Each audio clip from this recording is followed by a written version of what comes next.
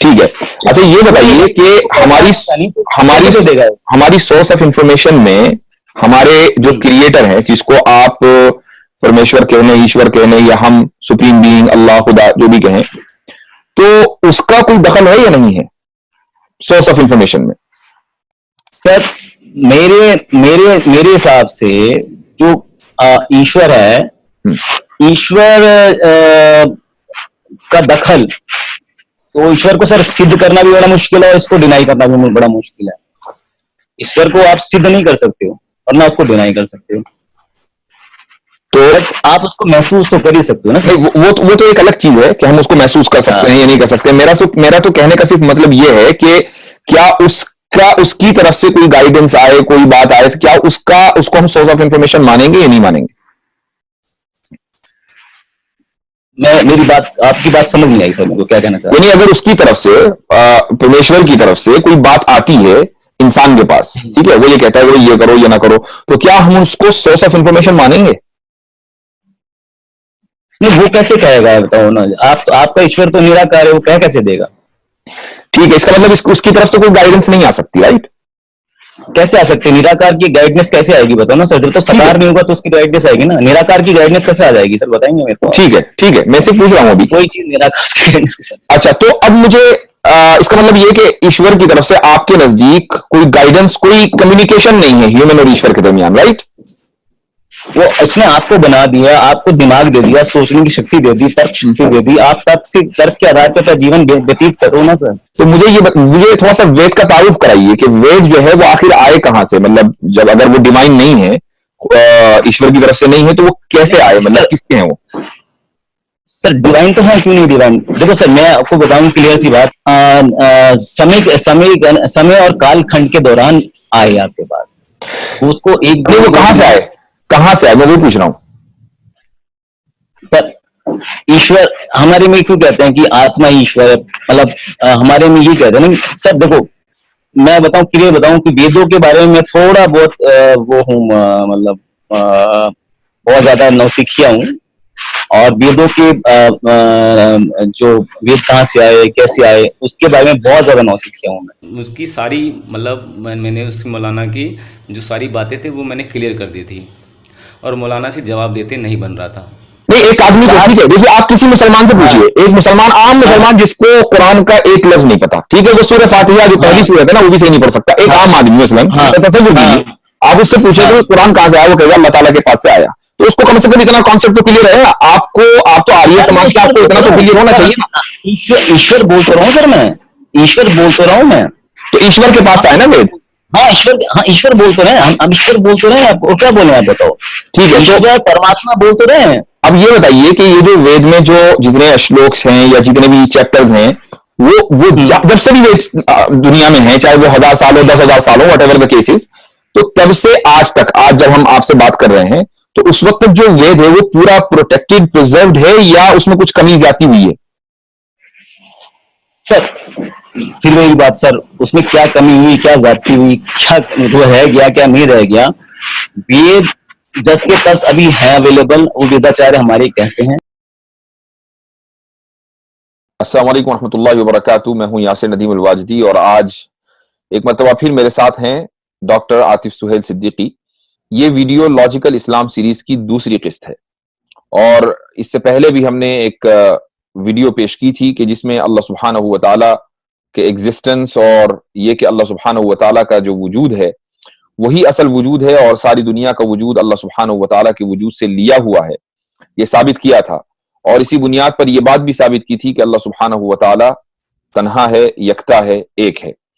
Logical اسلام series کا جو مقصد ہے وہ یہ ہے کہ یہ بات عام لوگوں کو معلوم ہو جائے، چاہے وہ مسلمان ہو یا غیر مسلم، کہ اسلام ہی ایک لوتا، تنہا، واحد مذہب ہے کہ جو مکمل لاجیکل ہے، اور عقل کی کسی بھی کسوٹی پر اگر اس کو پرکھا جائے تو یہ ناممکن ہے کہ اسلام اس کے خلاف نکلے. اسلام ایک دین فطرت ہے، اور اگر لاجک صحیح ہے تو پھر اسلام بھی انسان کو صحیح نظر آئے گا. ہاں، اگر کسی آدمی کی لاجک ہی غلط ہے تو اس کو پھر اسلام میں کیڑے ضرور نظر آئیں گے. اس سیریز کا مقصد یہی ہے کہ اسلام کے لاجیکل ہونے کو اور اس کے عقلی ہونے کو، اس کے ریشنل ہونے کو لوگوں کے سامنے اس کا اظہار کیا جائے، اور لوگوں کو پتہ چل جائے کہ یہ دین اللہ سبحانہ و تعالیٰ کی طرف سے آیا ہے، اور انسان کی فطرت کے مطابق یہ دین اللہ سبحانہ و تعالیٰ نے انسان کو دیا ہے۔ تو انشاءاللہ اس ویڈیو کا آغاز کرتے ہیں۔ میں ڈاکٹر عاطف سہیل صدیقی سے درخواست کروں گا کہ وہ اس سلسلے کو اور اس گفتگو کو آگے بڑھائیں۔ السلام علیکم ورحمۃ اللہ، بہت بہت شکریہ۔ تو اب ہم جس ٹاپک کو آج ڈسکس کرنا چاہتے ہیں، تو اس میں میں کہنا چاہوں گا کہ اللہ تعالیٰ کا مخلوق سے کیا تعلق ہے۔ یہ ایک بڑا امپورٹنٹ ایشو ہے، اور آپ جانتے ہیں کہ بہت سارے مذاہب کے اندر، اسلام کے علاوہ جتنے بھی مذاہب ہیں، چاہے وہ عیسائیت ہو یا ہندوازم ہو یا کوئی بھی مذہب ہو، اس میں خدا اور مخلوق کو خلط ملط کر دیا گیا۔ یعنی کسی مذہب میں اللہ تعالیٰ کے بیٹے پیدا کر دیے گئے، تو کسی مذہب میں اللہ تعالیٰ کی انسانی کی شکل میں اوتار پیدا کر دیے گئے۔ تو اب یہ بتائیں کہ جب ہم نے یہ بات ثابت کر دی الحمدللہ ثم الحمدللہ کہ اللہ تعالیٰ کی ذات وجود اصلی ہے، تو یہ کیسے ممکن ہے کہ اللہ تعالیٰ کا مخلوق سے کوئی رشتہ ہو، یا مخلوق کی طرح اس کی اولاد ہو یا اس کے اوتار ہوں؟ اس میں آپ کی کیا رائے ہے؟ دیکھیے، ایسا ہے کہ جب ہم یہ کہتے ہیں کہ یا کوئی انسان یا کوئی شخص جو کسی دوسرے مذہب میں بلیو کرتا ہے، وہ یہ کہتا ہے کہ اللہ تعالیٰ کا بیٹا ہے، یا اللہ تعالیٰ کا بھائی ہے، یا اللہ تعالیٰ کا کوئی اوتار ہے، یا اللہ تعالیٰ کسی مخلوق کے جسم میں ہے، چاہے وہ ہندوازم کا عقیدہ ہو یا کرسچینٹی کا یا کسی بھی اور مذہب کا، بدھزم کا، تو وہ دراصل اللہ کو، خدا کو ایک کیٹیگری مان رہا ہے، اور اس کیٹیگری کے مختلف افراد وہ تسلیم کر رہا ہے۔ بالکل ایسا ہی جیسے کہ انسان ایک کیٹیگری ہے، یا کوئی کسی بھی جانور کا آپ نام لے لیجئے، وہ ایک کیٹیگری ہے۔ تو ہم انسان کو لیتے ہیں مثلا، تو اس کیٹیگری کے تحت ملینز نہیں بلکہ بلینز آف بلینز انڈیویجولز ہیں جن کے مختلف نام ہیں، اور یہ سارے کے سارے اربوں کھربوں لوگ سب میں ایک چیز کامن ہے، اور وہ ہے انسانیت، چونکہ سب کے سب اسی کیٹیگری کے تحت آتے ہیں۔ تو جب ایک شخص نے یہ کہا کہ اللہ کا بیٹا ہے، اللہ کا بھائی ہے، اللہ کی ماں ہے، اللہ کا باپ ہے، العیاذ باللہ، تو گویا کہ اس نے اللہ کو ایک نوع اور ایک کیٹیگری بنا دیا، اور اس کے تحت مختلف انڈیویجولز آ گئے۔ اور جب یہ مختلف انڈیویجولز اس کیٹیگری کے تحت ہوں گے، تو جس طرح سارے انسان انسانیت میں شریک ہیں، تو یہ سارے لوگ خدائیت میں شریک ہوں گے، الہیت میں شریک ہوں گے۔ حالانکہ ہم یہ چیز ثابت کر چکے ہیں پہلی ویڈیو میں کہ اللہ تعالیٰ تنہا ہے، اور اس کا وجود اصل ہے، اور اللہ کے علاوہ جتنی بھی چیزیں ہیں سب نے اپنا وجود اور ایگزسٹنس اللہ سبحانہ و تعالیٰ کے وجود سے اور اس کے ایگزسٹنس سے ہی لیا ہے۔ یعنی اگر اللہ کا وجود نہ ہوتا تو کسی بھی چیز کا وجود نہ ہوتا۔ تو جب یہ بات طے ہو چکی، ثابت ہو چکی، تو اس سے یہ بات اور یہ پریمس سیٹ ہو چکا کہ اللہ سبحانہ و تعالیٰ ایک کیٹیگری نہیں ہو سکتا، اور جب وہ کیٹیگری نہیں ہو سکتا تو مختلف لوگ اس کیٹیگری کے اندر فٹ نہیں ہو سکتے۔ تو یہ تو ایک پہلی وجہ ہے۔ ایک دوسری وجہ بھی ہے، وہ دوسری وجہ یہ ہے کہ یہ بھی اسی بنیاد پر مبنی ہے جو ہم نے پچھلی ویڈیو کے اندر ذکر کی تھی، کہ اللہ تعالیٰ کا جو وجود ہے وہ اصل ہے۔ جس چیز کا وجود اصل ہوتا ہے، جس چیز کا ایگزسٹنس اصل ہوتا ہے، اسی کا وجود کامل بھی ہوتا ہے، یعنی پرفیکٹ بھی ہوتا ہے۔ اور جس کا ایگزسٹنس پرفیکٹ ہوگا تو اس کے اندر جتنی بھی صفات ہوں گی، جتنی بھی خوبیاں ہوں گی، وہ بھی ساری کامل اور پرفیکٹ ہوں گی۔ تو اللہ تعالیٰ جب واجب الوجود ہے، نیسیسری بینگ ہے، اور نیسیسری ایگزسٹنس اللہ سبحانہ و تعالیٰ کے پاس ہے، تو اللہ کا علم بھی پرفیکٹ ہے، اس کی قدرت بھی پرفیکٹ ہے، ہر چیز اس کے اندر پرفیکٹ ہے، اس کے اندر کوئی نقص، کوئی کمی نہیں ہے۔ اب آئیے دوسری طرف، جس کا وجود ناقص ہے، جس کا ایگزسٹنس انکمپلیٹ ہے، مثلا میں، آپ اور اللہ کے علاوہ ہر چیز، تو اس کے اندر جو خوبیاں ہیں، جو بھی اس کے اندر صفات ہیں، جو بھی اس کے ایٹریبیوٹس ہیں، وہ بھی انکمپلیٹ ہیں۔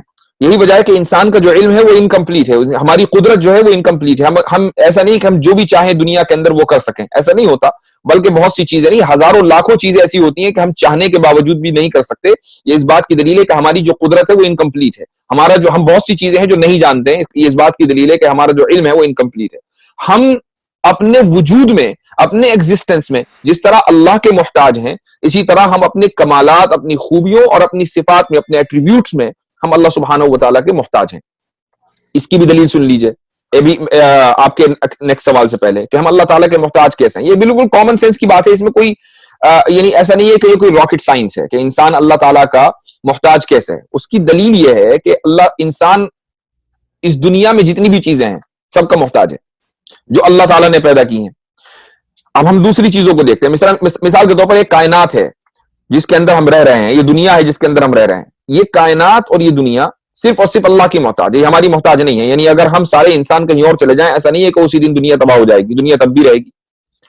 اسی طریقے سے آپ آگے بڑھیے, سورج ہے وہ ہمارا محتاج نہیں ہے. اسی طریقے سے آپ اس دنیا کے جو دیگر جانور ہیں, اگر سارے انسان کہیں اور چلے جائیں تو جانوروں کے ہاتھ بہت خوشی منائی جائے, چونکہ جانور تو انسان کی وجہ سے بڑا پریشان ہے.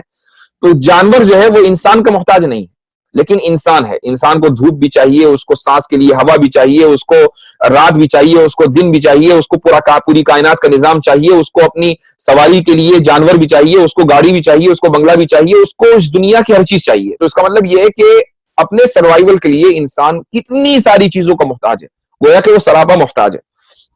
اور آگے بڑھ جائیے.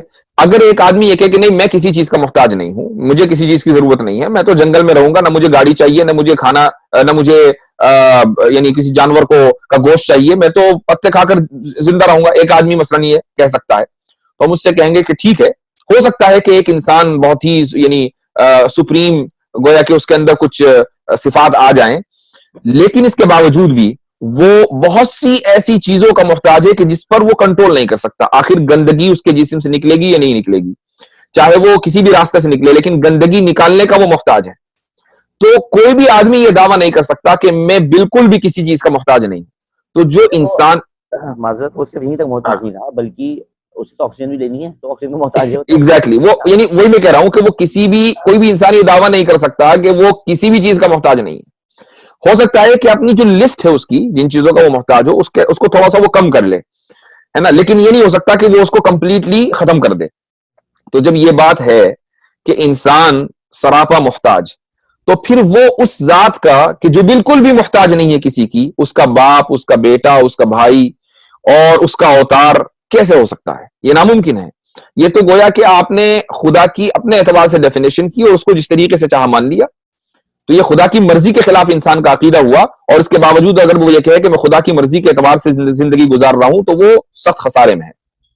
اس چیز میں ایک چیز اور ایڈ کرنا چاہوں گا کہ کچھ دن پہلے آپ اور میں ڈسکشن کر رہے تھے, تو آپ نے ایک سوال, آپ نے مجھ سے بات کہی تھی کہ ایک صاحب نے کوشچن کریٹ کیا تھا کہ اوتار ہونا جو ہوتا ہے, یا اگر اوتار نہ ہو تو خدا تعالیٰ کی جو ذات ہے اس کے قادر مطلق ہونے میں کوشچن مارک لگ جائے گا. یعنی کہ خدا تعالیٰ اس بات کا قادر ہے کہ اپنا اوتار پیدا کرے, اور ہم اس کو روک رہے ہیں. تو اس کا ایک جواب اس میں تھوڑا سا ایڈ کرنا چاہوں گا کہ اس کا جواب یہ ہے کہ اوتار پیدا کرنا جو ہے وہ اس کے قادر مطلق ہونے کی دلیل نہیں ہے, بلکہ اوتار نہ پیدا کرنا اس کے قادر مطلق ہونے کی دلیل ہے. کیونکہ خدا تعالیٰ کو اگر اس بات کی ضرورت پڑ جائے کہ امور دنیا کے لیے اسے اپنے اوتاروں کی ضرورت ہے, تو پھر وہ قادر مطلق کہاں رہا؟ وہ خدا نہیں رہا. اس کی جو قدرت کاملہ ہے, جو وہ اومنیپوٹنٹ ہے, وہ چیز ختم ہو گئی. وہ ختم ہو گئی ہے. بالکل یقینی بات ہے کہ مطلب خدا تو وہ ہے جو اپنی ذات میں خود ہے, صحیح, اور اگر وہ پیدا کیا جا رہا ہے تو پھر خدا کہاں رہا؟ اور پھر خدا قادر مطلق کو اگر زمین پر اپنے اوتاروں کو رکھ کر اپنے امور انجام دلوانے ہیں دنیا کے, تو پھر اس کے کن کی جو قدرت ہے اس کی کیا حیثیت رہ گئی؟ صحیح. تو اگر وہ کن کہہ کر سب کچھ کر سکتا ہے, قادر مطلق ہے, تو پھر اسے ضرورت نہیں ہے کہ وہ اپنے جو ہے بچے پیدا کرے یا اپنے اوتار جو ہے دنیا کے اندر پیدا کرے, اور اوتار کے ذریعے اپنے تو گویا کہ آپ یہ کہہ رہے ہیں کہ یا تو آپ یہ مان لیں کہ خدا قادر مطلق نہیں, پھر جس کو چاہے اوتار بناتے پھریں, اور اگر آپ نے خدا کو قادر مطلق مان لیا ہے تو آپ اوتار مان نہیں سکتے. یہ عقیدہ آپ کو چھوڑنا پڑے گا. بالکل یقینی بات ہے. خدا ایبسولوٹ نہیں ہوگا جب وہ نہ ہو, اور اس کا کوئی اولاد نہ ہو, کوئی اوتار نہ ہو, کوئی بیٹا نہ ہو. ایگزیکٹلی. جی خیر, اب ہم اس چیز کو تھوڑا سا آگے بڑھائیں گے. اب آتا ہے سوال, جیسے حضرت آدم علیہ السلام کو اللہ تعالیٰ نے بغیر ماں باپ کے پیدا کر دیا, تو کیا یہ چیز حضرت عیسیٰ کے ساتھ بھی ہو سکتی تھی؟ کیا ضرورت تھی کہ وہ مریم علیہ السلام کے ذریعے ان کو پیدا کرتے؟ دیکھیے, یعنی آپ کے سوال کا خلاصہ یہ ہے کہ حضرت آدم علیہ السلام کو اللہ تعالیٰ نے حکم دیا کہ پیدا ہو جاؤ, تو وہ پیدا ہو گئے. کیا یہی کام حضرت عیسیٰ علیہ السلام کی پیدائش کے وقت نہیں ہو سکتا تھا؟ یعنی حضرت مریم کو واسطہ بنانے کی کیا ضرورت پڑی؟ کیا یہ سوال ہے نا؟ یہی میں کہنا چاہ رہا ہوں. میں ایک بات واضح کر دوں کہ اس میں 3 چیزیں ہو چکی ہیں, اس میں کوئی شک نہیں ہے کہ اللہ تعالیٰ نے خرق عادت 3 چیزیں کری ہیں. نہیں, وہ واضح ہو گئی. میرا جواب سن لیجیے آپ. بات یہ ہے کہ سب سے پہلی بات تو یہ کہ جو عیسائی حضرات یہ کہتے ہیں, محض اس وجہ سے کہ حضرت عیسیٰ علیہ السلام ماں سے پیدا ہوئے اور باپ کا اس میں کوئی دخل نہیں تھا, اور وہ یہ کہتے ہیں کہ بھئی اللہ تعالیٰ کا امر اور اللہ کا حکم آیا, اور قرآن نے اس لفظ کو کلمے سے تعبیر کیا ہے, تو اس لیے ہم حضرت عیسیٰ کو اللہ کا بیٹا کہتے ہیں، تو اس کا سب سے جو آسان جواب ہے، بالکل ہی کامن سینس والا جواب ہے، ایک تو وہ یہی ہے کہ بھائی پھر حضرت اگر یہی بنیاد ہے اللہ کا بیٹا ہونے کی، تو پھر حضرت آدم علیہ الصلوۃ والسلام کو کہو، حضرت عیسیٰ علیہ الصلوۃ والسلام کو نہیں، چونکہ وہاں تو نہ ماں ہے نہ باپ ہے، اور یہاں کم سے کم ماں کا وجود تو ہے، ماں کا واسطہ تو ہے۔ اچھا، ایک تو بات یہ، دوسری بات یہ کہ آپ نے یہ کہا کہ بھئی یہاں بھی تو اگر اللہ تعالیٰ براہ راست حکم کرتے حضرت مریم کو پریگننٹ ہونے کا، تو حضرت مریم پریگننٹ ہو جاتی، ایک فرشتہ حضرت جبریل کو بھیجنے کی کیا ضرورت تھی؟ تو اس کا جواب یہ ہے کہ دراصل حضرت مریم اللہ تعالیٰ کی طرف سے اگر حکم براہ راست آتا، کن جو کلمہ ہے کہ ہو جا، اگر یہ اس کلمے کا براہ راست حضرت مریم کو مخاطب بنایا جاتا، ان کو ایڈریس کیا جاتا، تو حضرت مریم اس کو برداشت نہیں کر پاتی۔ کمیونیکیشن کے بھی کچھ اصول ہیں، ٹھیک ہے؟ کمیونیکیشن کا اصول یہ ہے کہ اگر بادشاہ براہ راست ایک سب سے کمزور انسان سے جا کے خود بات کرے گا، تو اس کا تو ویسے ہی ہارٹ فیل ہو جائے گا کہ بھئی بادشاہ میرے گھر کہاں۔ تو اس لیے یہ ضروری ہے کہ بادشاہ اور رعایا کے درمیان کچھ واسطے ہوں، اور ان واسطوں کے ذریعے بادشاہ کمیونیکیشن کرے عام لوگوں کے ساتھ، تبھی جو نظام ہے حکومت کا وہ آسانی کے ساتھ چلتا ہے۔ تو ایسے ہی اللہ سبحانہ و تعالیٰ نے حضرت مریم سے جو کمیونیکیٹ کیا، وہ حضرت جبریل کے واسطے سے کیا۔ حضرت جبریل آئے، اور وہ بھی اپنی اصل شکل میں نہیں آئے، اگر وہ اپنی اصل شکل میں آتے تو حضرت مریم اس کو بھی برداشت نہ کر پاتی، تو وہ انسان کی شکل میں آئے۔ آپ کی بات کاٹ کے یہاں پہ چیز میں ایڈ کرنا چاہوں گا، آپ کی بات کاٹ کر، کہ آپ وہ یہ بات کہنا چاہ رہے ہیں کہ جو قرآن نے خود قرآن کے بارے میں کہی ہے کہ لو انزلنا هذا القرآن على جبل لرأيته خاشعا متصدعا من خشية الله، یعنی کہ آپ یہ کہنا چاہ رہے ہیں کہ اللہ تعالیٰ کی صفات سے ظاہر ہونے والی کوئی بھی چیز اس کائنات کے اندر برداشت کرنے کی تحمل نہیں رکھتی۔ براہ راست کوئی بھی چیز اللہ سبحانہ و تعالیٰ کی تجلی، اللہ کی کسی صفت کو برداشت نہیں کر سکتی۔ یہی وجہ ہے کہ حضرت موسیٰ علیہ الصلوۃ والسلام نے جب اللہ کی تجلی دیکھنے کا مطالبہ کیا، تو اللہ سبحانہ و تعالیٰ نے تجلی کا ذرا سا ایک، یعنی کہہ لیجئے کہ ایک فریکشن جب پہاڑ کے اوپر ڈالا تو پہاڑ ریزہ ریزہ ہو گیا۔ تو حضرت مریم جو ایک انسان ہے، اور ظاہر ہے کہ انسان کا جو وجود ہے وہ پہاڑ سے کتنا کمتر ہے، تو وہ کیسے اللہ سبحانہ و تعالیٰ کے اس کلمے کو ڈائریکٹ برداشت کر سکتی تھی؟ اس لیے حضرت جبریل علیہ الصلوۃ والسلام کو واسطہ بنایا گیا۔ بہت خوب، یہ بہت بہترین بات ہے، اور اس سے یہ بات واضح بھی ہو گئی ہے۔ بلال آج لاجیکلی ریشنلی ہم یہ ثابت کر چکے ہیں کہ نہ تو اللہ کا کوئی بیٹا ہے اور نہ ہی اللہ کا کوئی اوتار ہو سکتا، چونکہ اللہ تعالیٰ کو اس کائنات کے نظام کو چلانے کے لیے کسی اوتار کی ضرورت نہیں ہے۔ اگر آپ نے کسی اوتار کو مانا تو گویا کہ آپ اللہ کی قدرت پر کوشچن مارک لگا رہے ہیں کہ اللہ کو قدرت کاملہ نہیں ہے، وہ اومنیپوٹنٹ نہیں ہے، اور یہی بنیادی غلطی ہے، اور یہیں سے شرک شروع ہوتا ہے۔ بالکل بالکل، خیر ماشاءاللہ، جزاک اللہ خیر الجزا اس ڈسکشن کے لیے، اور مجھے شکریہ بہت ناظرین کو بھی حاصل ہوگا انشاءاللہ۔ ناظرین، آپ حضرات اس سیریز کو ضرور دیکھیں، اور آگے بھی جو اس کی ویڈیوز آئیں گی اس کو ضرور دیکھیے، اور اس سے سیکھنے کی کوشش کیجیے، چونکہ ایک مسلمان کا یہ بنیادی عقیدہ ہے، اور اس عقیدے کے بغیر اس کا ایمان کامل نہیں ہے کہ اسلام ہی ایک سچا مذہب ہے، اور اس کے علاوہ کوئی دوسرا مذہب سچا نہیں ہے۔ اسلام ہی میں نجات ہے، اور اس کے علاوہ کسی دوسرے مذہب میں نجات نہیں ہے، چاہے وہ دوسرا مذہب آپ اپنا کتنا ہی پروپیگنڈا کرے، کتنا ہی پرچار کرے، اگر نجات اللہ سبحانہ و تعالیٰ کے یہاں لکھی ہے تو صرف اسی راستے پر لکھی ہوئی ہے کہ جس راستے کو نبی کریم صلی اللہ علیہ وسلم نے وہ دنیا کے سامنے پیش کیا ہے، اور وہ راستہ کبھی بھی illogical اور irrational نہیں ہو سکتا، وہ راستہ مکمل لاجیکل ہے، مکمل ریشنل ہے۔